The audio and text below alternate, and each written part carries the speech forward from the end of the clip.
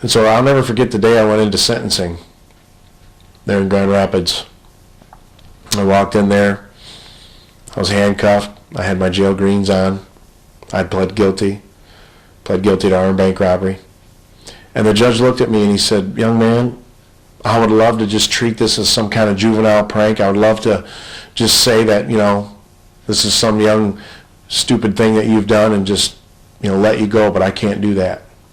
The severity of your crime and the public nature of your crime, it binds me, and there's only one choice that I have. So I hereby sentence you to 4 to 20 years in the Michigan Department of Corrections."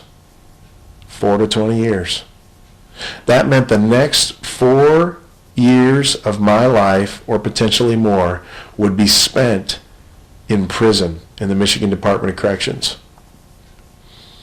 So I went back to my jail cell. I was an upper 6-man jail cell.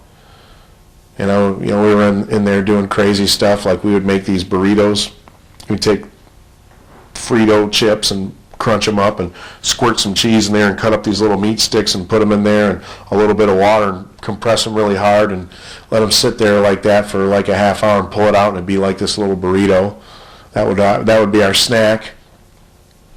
And Sunday we'd take our coffee and put it in milk cartons and build a little Bunsen burner out of toilet paper, light it on fire, and put a pencil through the milk carton and hang it off a string over top of there to heat up our coffee on Sunday. That was a big treat in jail. Let me tell you, a little bit of hot coffee on Sunday, sitting down, looking out the window through 2 sets of bars, watching the cars on the highway roll by as we sat there in cages.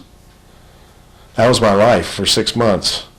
And I'll never forget, I met this old guy named Green, a black guy from Detroit, and he had like 4 or 5 teeth missing in the front. He's been to prison like 5 or 6 times, and he was trying to school me, tell me how it was going to be in the penitentiary and what I needed to do. And he said, all you got to do is the first person that looks at you sideways, you just got to hit him in the mouth. Because you got to establish yourself. You got to let everybody know you ain't playing. You ain't the one. Because they're going to come and get you, because you're a white boy, and they're going to come after you. So you got to let them know you ain't playing.